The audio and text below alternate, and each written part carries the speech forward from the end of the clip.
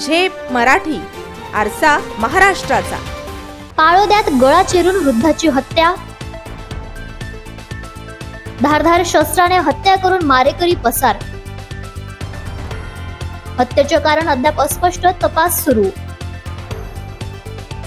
शिरपूर तालुक्यातील पाळोदा गावात एका वृद्धाची मध्यरात्री घरात गळा चिरून निर्घृण हत्या केल्याची खळबळजनक घटना समोर आली आहे। 1 जुलै रोजी समोर आलेल्या या घटनेमुळे गावात भीतीचं वातावरण निर्माण झालं असून पोलीस तपास यंत्रणा घटनास्थळी दाखल झाल्या आहेत। गोपालसिंग परदेशी असे या 70 वर्षीय मृत वृद्धाचे नाव असून ते पत्नीच्या अनुपस्थितीत घरात एकटेच होते। पत्नी आजारी असल्यामुळे त्या सध्या बाहेर गावी रुग्णालयात उपचार घेत आहेत। याच संधीचा फायदा घेत अज्ञात मारेकऱ्याने गोपालसिंग यांच्या गळ्यावर धारधार शस्त्राने वार करीत त्यांचा खून केला। घटना उघडकीस आल्यानंतर ठाणे पोलिसांनी तत्काळ तपासाची चक्रे फिरवली आहेत। जिल्हा पोलीस अधीक्षक श्रीकांत धिवरे यांनी देखील घटनास्थळी भेट देत माहिती घेतली असून फॉरेन्सिक पथक, डॉग स्क्वॉड आणि स्थानिक गुन्हे शाखेचा ताफा सध्या तपास करीत आहे।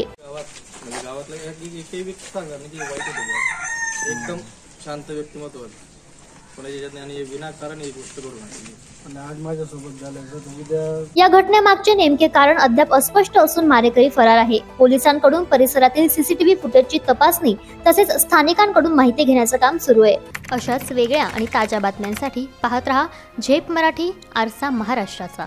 संपादक प्राध्यापक अनिल चव्हाण, धुळे।